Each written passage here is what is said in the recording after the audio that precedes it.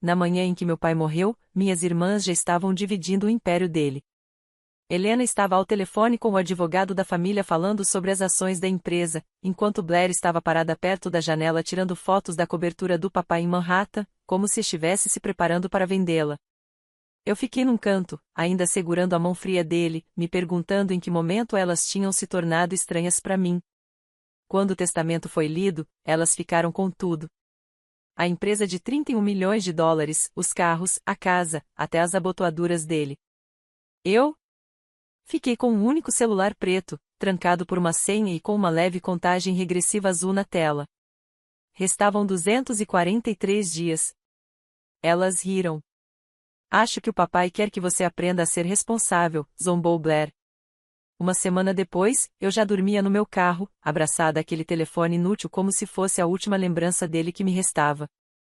No meu aniversário de 18 anos, exatamente às 6 da manhã, o celular começou a tocar. E então ouvi a voz do meu pai. Ainda lembro do cheiro de antisséptico no quarto do hospital. De como ele se misturava ao perfume suave do meu pai. Ele já tinha partido, e mesmo assim o ar parecia pesado com a presença dele. Fiquei paralisada, enquanto minhas irmãs agiam como executivas em reunião. Vamos precisar da aprovação do conselho antes de segunda, disse Helena. Blair folheava o celular como se fosse uma pauta de negócios, não o dia da morte do nosso pai. Helena ajeitou o blazer de grife e completou, eu cuido disso. Papai gostaria de uma transição tranquila. Eu quis gritar, ele nem esfriou ainda. Mas a voz não saiu. 3 dias depois, durante a leitura do testamento, o advogado falava com um leve tremor na voz, as minhas filhas, Helena e Blair, deixo a Hawthorne Logistics, avaliada em 31 milhões de dólares, junto com todos os bens associados. Então ele me olhou. A minha filha mais nova, Azel, deixo o item pessoal número 7, Alpha. A sala ficou em silêncio. Colocaram um telefone preto sobre a mesa à minha frente. Comum, sem nada de especial, exceto pelo contador azul brilhando na tela, 243 dias restantes. Blair foi a primeira a rir. É isso? Um celular? Helena sorriu com desdém. Talvez seja simbólico, tipo, cresça e arrume um emprego. Eu não respondi. Só fiquei olhando o telefone, o reflexo da contagem regressiva tremulando nos meus olhos. Naquela noite, enquanto as luzes da cidade se misturavam às minhas lágrimas, percebi que o luto não era a pior parte. Era saber que as pessoas que compartilhavam meu sangue já não compartilhavam meu coração. E enquanto aquele contador azul pulsava suavemente na escuridão, sussurrei para mim mesma, pai, o que foi que você me deixou? 2 semanas após o funeral, eu já não era mais Azel Hawthorne, filha de um milionário. Eu era só Azel, dormindo no banco de trás do meu velho Toyota, estacionado atrás de uma lanchonete antiga no Hudson. As mesmas irmãs que postavam a família em primeiro lugar no Instagram me trancaram fora da cobertura. Quando fui buscar minhas coisas, Blair estava parada ao lado do elevador, braços cruzados. Você pode levar suas roupas, disse ela. O resto é propriedade da empresa. As cartas do papai? O colar da mamãe? Perguntei baixinho. Ela sorriu como se tivesse vencido. As duas, sempre assim. Eu fui embora dirigindo, com uma mochila no banco do passageiro e aquele celular preto sobre o painel, emitindo um brilho fraco. Restavam 243 dias. O número nunca parava de contar. Tentei de tudo datas de aniversário, aniversários de casamento, o código do escritório do papai, até minha própria digital. Nada funcionava. Num cybercafé em Queens, paguei $200 para um hacker chamado Drew tentar. Depois de 2 horas, ele empurrou o celular de volta para mim. Isso aqui não é criptografia comum, disse. Parece nível militar, talvez até algo feito sob medida. Quem trancou isso não queria que fosse aberto antes da hora. Naquela noite, enquanto a chuva batia no teto do carro, fiquei olhando o temporizador piscando. 238 dias restantes. Cada segundo parecia um batimento que eu não entendia. Comecei a anotar tudo num caderninho espiral. Dia 10, tentei o aniversário da mamãe. Falhou. Dia 17, tentei Hawthorne 31. Falhou. Dia 20, tentei desistir, mas não consegui. Às vezes eu odiava o telefone. Às vezes eu sussurrava para ele, como se pudesse me ouvir. Pai, o que você está tentando me dizer? Nenhuma resposta. Só aquele leve brilho azul na escuridão, contando os segundos até algo que eu não conseguia ver. Antes de tudo desmoronar, meu pai costumava dizer: você não pode liderar de um escritório de vidro se não sabe como o chão realmente é. Ele era o tipo de homem que usava ternos de $1000, mas passava as tardes caminhando pelos cais, cumprimentando cada funcionário pelo nome. Quando eu tinha 15 anos, ele me levou ao armazém pela primeira vez. O ar cheirava a óleo e metal, o som das empilhadeiras ecoava como trovão. Você vai aprender mais aqui do que em qualquer sala de aula, disse ele, me entregando um colete de segurança. Suas irmãs entendem de lucro. Você vai entender de pessoas. Ele tinha razão. Helena só enxergava planilhas. Blair só via status. Mas papai, ele me via. Aquele verão, trabalhei junto com a equipe. Aprendi a empacotar uma caixa direito, equilibrar cargas, ler o manifesto de embarque.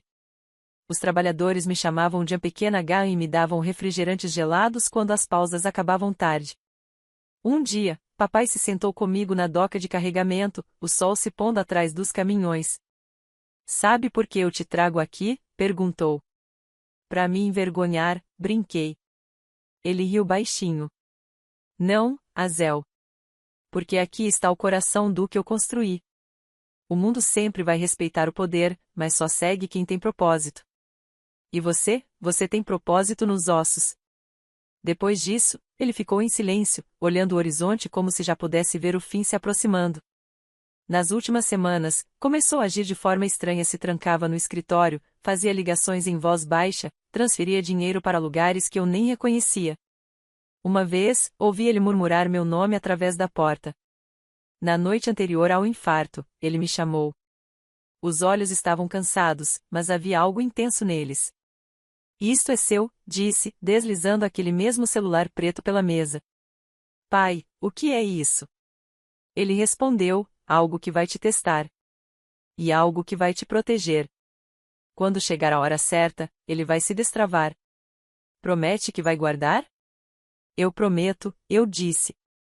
Mesmo sem entender direito, agora, meses depois, sentada sozinha no meu carro, eu ainda conseguia ouvir a voz dele firme, confiante, e ao mesmo tempo assombrando cada pensamento meu.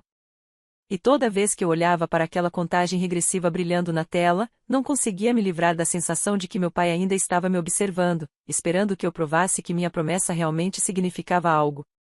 Na véspera do meu aniversário de 18 anos, a cidade parecia mais fria do que o normal. Estacionei o carro perto de um posto de gasolina abandonado, enrolada num cobertor que ainda cheirava um pouco a casa. A tela do telefone mostrava: falta um dia. Eu não dormi. Não conseguia. A cada hora, conferia o visor, como se de repente fosse revelar o seu segredo. Às 5h59, os primeiros raios do amanhecer tingiram o para-brisa. Meu fôlego embaçou o vidro quando o celular começou a vibrar, primeiro suave, depois mais forte até que o brilho azul inundou o carro. A contagem sumiu. E então apareceu um único contato na tela: RH Legacy. Meu coração disparou. Hesitei, olhando aquele nome que pertencia ao homem que eu mais amara na vida. Com os dedos trêmulos, apertei em ligar. Tocou 2 vezes. Então, a voz dele encheu o carro. Feliz aniversário, Azel. Por um segundo, eu esqueci como respirar. Pai, sussurrei, com a garganta apertada. Você finalmente chegou à idade, continuou ele. A voz era calma, deliberada, gravada, mas viva. Você não desistiu. Mesmo quando tiraram tudo de você, continuou firme, mesmo sem entender o porquê. É por isso que agora você está pronta. Pronta para quê? Perguntei, a voz tremendo. Houve uma pausa longa o suficiente para me fazer sentir o estômago revirar. Pela verdade, respondeu ele. E pela sua herança. Apertei o volante com força enquanto a tela do telefone mudava, revelando um mapa com coordenadas piscando. Logo em seguida, apareceu uma mensagem de texto. Building 47, Hawthorne Industrial Park, Sub 3, Code 7, Alpha Crown 1961 72 horas antes da transferência automática. Pai, murmurei para o carro vazio, o que tem lá embaixo? A voz respondeu uma última vez, mais baixa, como um segredo feito só para mim. É algo que suas irmãs nunca deveriam encontrar. A ligação terminou.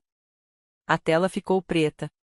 Por um longo momento, fiquei imóvel, parada na penumbra, ouvindo o som do meu coração ecoando no silêncio. Então girei a chave na ignição. Se aquele telefone tinha acabado de trazer meu pai de volta do túmulo, eu ia descobrir o que ele tinha deixado me esperando.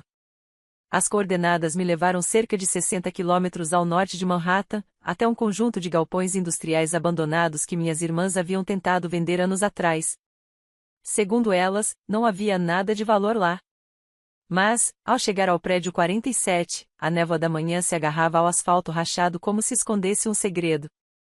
Um pequeno posto de segurança ficava ao lado do portão.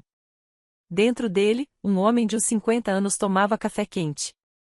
Quando me aproximei, ele levantou o olhar e sorriu de leve. Bom dia, senhorita Hawthorne. Seu pai disse que você viria hoje. Fiquei paralisada. Você conhecia meu pai? Ele assentiu. Meu nome é Marcos. Ele me disse para ficar de guarda até que a pessoa certa chegasse. Já se passaram 3 anos. Ele me entregou um cartão de segurança, as bordas gastas pelo tempo. Isto abre tudo o que você precisa. Use o elevador pelo cais de carga. O interior do armazém não era nada do que eu imaginava. O chão empoeirado e as empilhadeiras enferrujadas eram apenas uma fachada. Atrás de uma parede de aço marcada com somente manutenção, havia um leitor de impressão digital. Quando aproximei o cartão, um chiado ecoou pelo ar, e a porta se abriu. Um elevador esperava pequeno, metálico, vibrando com uma energia quase viva. Entrei e digitei o código, 7 Alpha Crown 1961. A descida pareceu interminável 30 segundos, depois 60. Meus ouvidos estalaram quando o indicador acendeu, Sub 3. As portas se abriram para uma câmara subterrânea imensa, iluminada por uma luz branca suave. Fiquei sem fôlego. O espaço era maior que um ginásio. Uma das paredes estava coberta por enormes mapas digitais, rotas de suprimento cruzando continentes, destacadas em azul e vermelho. Outra parede zumbia com dezenas de servidores piscando em padrões rítmicos. No centro, uma mesa de mogno polida como um espelho. Sobre ela, 3 objetos, um caderno de couro, um laptop prateado e uma foto emoldurada do meu pai me segurando quando eu era bebê. Minhas mãos tremiam ao abrir o caderno. A caligrafia dele se espalhava pela primeira página. Azel, se você está lendo isto, encontrou o que o mundo nunca deveria ver. A Hawthorne Logistics, a empresa que suas irmãs herdaram, é real, legítima e lucrativa. Mas é apenas a superfície. Por baixo dela está a verdadeira razão pela qual eu a construí. A próxima linha fez minha garganta apertar. Há 22 anos, usamos os mesmos caminhões e navios para transportar algo muito mais valioso que dinheiro, esperança. Virei as páginas e encontrei listas de embarques, manifestos codificados rotulados como suprimentos médicos, zona restrita, kits educacionais, Síria, rota de ajuda 9. Meu pai havia dirigido uma rede humanitária global disfarçada de império de transporte. Virei-me para o laptop. Ele ligou imediatamente sem senha. Na tela apareceu um conjunto de contas offshore, Suíça, Singapura, Chipre. O saldo total piscava na parte inferior, 420 milhões de dólares. Um bilhete adesivo estava preso ao canto da tela, escrito à mão por ele. Isto não é riqueza, Azel. É responsabilidade. Afundei na cadeira, as lágrimas borrando os números luminosos. Minhas irmãs haviam herdado a fortuna, mas eu tinha herdado algo muito maior e infinitamente mais pesado. Enquanto as luzes fluorescentes zumbiam acima de mim, sussurrei no silêncio. Pai, você não me deixou para trás. Estava me preparando o tempo todo. Mas, lá no fundo, eu sabia que aquele não era o fim do mistério. Era apenas a porta. O silêncio naquela sala subterrânea parecia vivo pulsante, elétrico, à espera. Eu ainda olhava para o número de 420 milhões de dólares quando o telefone no meu bolso começou a vibrar de novo. Não era o mesmo zumbido suave de antes. Este era mais agudo, preciso, intencional. A tela piscou com uma identificação desconhecida, Foundation Command. Hesitei por um segundo, depois atendi. Olá, senhorita Hawthorne, disse uma voz britânica, clara e firme, com um tom calmo, mas de autoridade. Aqui Evelyn Clark, diretora de operações da Hawthorne Foundation. Seu pai me instruiu a contatá-la exatamente neste dia, às 6h30 da manhã. Apertei o telefone com mais força. Meu pai está morto. Sim, respondeu ela suavemente. Mas o trabalho dele não está. Meu coração batia descompassado. O que é este lugar? Evelyn fez uma breve pausa e então respondeu, com orgulho contido. Seu pai construiu uma das maiores redes humanitárias subterrâneas do mundo. Oficialmente, ela não existe. Extraoficialmente, salvou 2,3 milhões de vidas em 27 países. Cada rota de transporte ineficiente, cada gasto inexplicado, tudo eram operações de cobertura. Enquanto suas irmãs perseguiam um lucro, ele perseguia um propósito. Levei a mão à boca. Ele nunca me contou. Ele não podia, disse Evelyn. Você precisava passar pela perda para entender o valor de proteger algo maior do que a riqueza. Ele acreditava que você era a única capaz de continuar o que ele começou. O telefone emitiu um bip e uma nova mensagem. No laptop, um arquivo começou a ser baixado automaticamente. O cabeçalho dizia: Protocolos de transferência de propriedade, Hawthorne Logistics. Linha por linha, documentos jurídicos preenchiam a tela, todos com selos e assinaturas digitais. Meu nome aparecia ao lado do dele. Azel Hawthorne, acionista majoritária, 55%.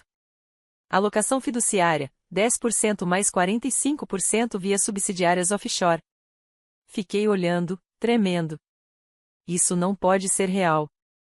É muito real, respondeu Evelyn com calma. No momento em que você completou 18 anos e desbloqueou o telefone, todos os ativos adormecidos foram ativados. Você é agora a chefe legal da Hawthorne Logistics, por extensão, da fundação. As lágrimas arderam em meus olhos. Levei a mão à boca, sem conseguir conter o tremor. Ele confiou tudo isso a mim? Ele testou todos vocês, disse Evelyn em tom sereno. Suas irmãs falharam no instante em que escolheram a ganância em vez da graça. Você passou porque continuou acreditando, mesmo quando tudo parecia perdido. Esse era o teste. Olhei ao redor os mapas, os servidores, as luzes piscando e, pela primeira vez em meses, não me senti perdida. Me senti escolhida. Evelyn, sussurrei, o que eu devo fazer agora? Sua voz veio firme, resoluta. Você vai liderar, senhorita Hawthorne. Exatamente como seu pai planejou. A fundação tem recursos, aliados e pessoas esperando por direção. Elas estão esperando por você. Um som suave ecoou do laptop. Outro arquivo apareceu na tela, intitulado Operation Fix. Essa é sua primeira missão, disse Evelyn, com a voz agora mais branda. Mas antes de começar, ela hesitou, o tom diminuindo a algo que você precisa ver. Na gaveta debaixo da mesa. Abri lentamente. Lá dentro, repousava outro telefone idêntico ao meu. Mas este estava desbloqueado.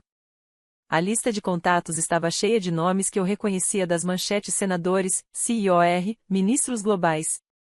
Pessoas capazes de mover o mundo com um único telefonema. Seu pai não construiu uma empresa, Azel, disse Evelyn. Ele construiu uma rede de pessoas que ainda acreditam que o mundo pode ser salvo em silêncio. Fechei os olhos, sentindo o peso da fé dele pressionar meu peito. Pela primeira vez desde sua morte, sussurrei as palavras em voz alta. Pai, eu não vou te decepcionar. A resposta de Evelyn veio quase como um sopro. Eu sei que não vai. O mundo não precisa de outro Aeres, senhorita Hawthorne. Ele precisa de você. A linha caiu. Fiquei sentada ali, sob a luz branca e suave, com as lágrimas escorrendo pelo rosto, cercada pelas provas do sonho impossível do meu pai. Eu não era pobre. Não era esquecida. Eu era guardiã de um legado escondido à vista de todos. E aquela contagem regressiva no telefone não era o fim. Era o começo de tudo. Quando o sol nasceu no dia seguinte, eu já sabia o que precisava fazer. Durante meses, eu havia sido invisível à irmã pobre, o constrangimento da família. Mas isso tinha acabado. Dirigi direto para a sede da Hawthorne Logistics, um imenso prédio de vidro que meu pai costumava chamar de monumento à arrogância. Assim que entrei no saguão, as cabeças se viraram. Eu usava o paletó cinza escuro do meu pai ainda com um leve cheiro de cedro e colônia. Meu coração batia forte, mas mantive a cabeça erguida. Helena e Blair já estavam na sala de reuniões, cercadas por executivos e advogados. Gráficos brilhavam na tela principal, linhas ascendentes indicando lucros crescentes. Nenhuma das duas levantou os olhos quando entrei. Blair suspirou. Azel, está é uma reunião privada. Segurança. Senta, interrompi, colocando uma pasta grossa sobre a mesa. Minha voz não tremeu desta vez. Eu não vou sair. Helena recostou-se na cadeira. Você não tem autoridade aqui. Encarei-a diretamente. Na verdade, eu tenho. Abri a pasta. Dentro havia documentos autenticados, certificados de transferência e uma chave digital da fundação. Desde as 6 horas da manhã de ontem, eu sou dona de 55% da Hawthorne Logistics. Todas as verificações estão aqui corporativas, legais e digitais. Sugiro que leiam antes de falar. O silêncio tomou conta da sala. Um dos executivos, o Sr. Carol, diretor financeiro, ajeitou os óculos. Isso é impossível. Os fundos de propriedade estavam selados. Selados de vocês, interrompi calmamente. Não de mim. Blair arrancou a pasta das minhas mãos e começou a folhear as páginas. O rosto dela empalideceu. Isso não pode estar certo. Está muito certo, respondi em voz baixa. Papai garantiu isso. Helena bateu a mão na mesa. Você o enganou. Manipulou o testamento. Pode ligar para os advogados, disse com firmeza. Todos os documentos são inquestionáveis. O advogado do papai, o Sr. Thorne, confirmou tudo esta manhã. Silêncio. Até o ar parecia denso. Então fiz algo que nenhuma delas esperava. Eu não vou demitir vocês, disse. São brilhantes no que fazem, apenas perderam o rumo. Mas as coisas vão mudar. Respirei fundo. Com efeito imediato. Imediatamente, 20% do nosso lucro líquido passará a financiar operações humanitárias sob a Fundação Hawthorne. E os 17 funcionários de armazém, os mesmos que vocês queriam demitir, estão sendo promovidos a cargos de gestão. A voz de Blair vacilou. Você não pode estar falando sério. Eles nem têm diploma. Eles têm algo melhor, respondi, dando um passo à frente. Eles têm lealdade. Têm experiência. Eles vêm administrando as verdadeiras operações desta empresa há anos. Vocês é que nunca perceberam. Os membros do conselho começaram a murmurar entre si. Um homem, o diretor de operações, me olhou e assentiu devagar. Seu pai teria gostado disso. Helena se levantou, tremendo de raiva. Você vai destruir tudo que ele construiu. Não, disse baixinho. Eu vou terminar o que ele começou. Virei-me para sair, mas parei na porta. Vocês duas conseguiram o que queriam, os holofotes, o status. Eu consegui o que precisava, a verdade. Enquanto eu saía, ouvi Blair sussurrar, com a voz trêmula pela primeira vez em anos. E se ela estiver certa? As portas do elevador se fecharam, e eu finalmente exalei. Minhas mãos ainda tremiam, mas não de medo, de algo totalmente diferente. Poder. Propósito. Pela primeira vez na vida, eu não era a irmã esquecida. Eu era a guardiã da chama que meu pai acendeu em segredo. E agora o mundo finalmente veria essa luz brilhar. 3 anos se passaram. O nome Hawthorne, antes sinônimo de luxo e ganância, havia se transformado em algo completamente diferente. Os noticiários falavam sobre a reforma radical da empresa, chamando-a de imprudente no início, até que o mundo começou a ver os resultados. Abrimos 12 corredores humanitários em zonas de conflito, enviando suprimentos médicos disfarçados de cargas comerciais. Construímos estações de filtragem de água em vilarejos onde nenhum governo ousava entrar. Mais de 300 mil crianças receberam kits educacionais rotulados como materiais industriais. E o mais surpreendente de tudo, minhas irmãs também mudaram. Blair foi a primeira a me procurar. Apareceu no meu escritório, nervosa, segurando um envelope. Quero financiar a missão na Ucrânia, disse em voz baixa. Sem câmeras, sem imprensa. Pela primeira vez em anos, vi sinceridade em seus olhos. Meses depois, foi a vez de Helena.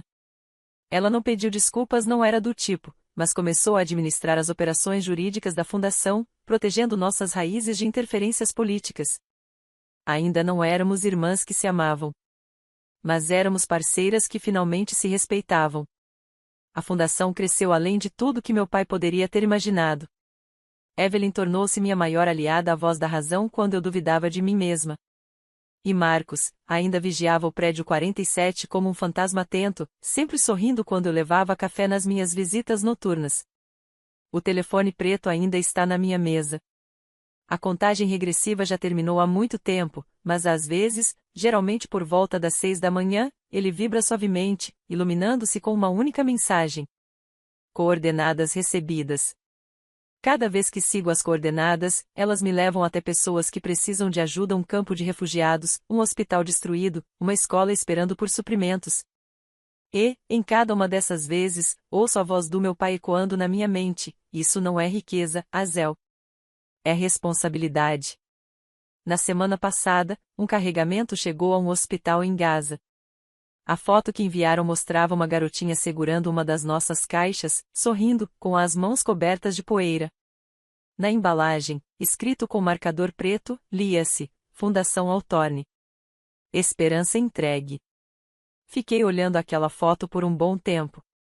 Depois, sussurrei: conseguimos, pai. Guardo o diário dele na minha gaveta, as páginas já gastas de tanto eu passar os dedos sobre sua caligrafia.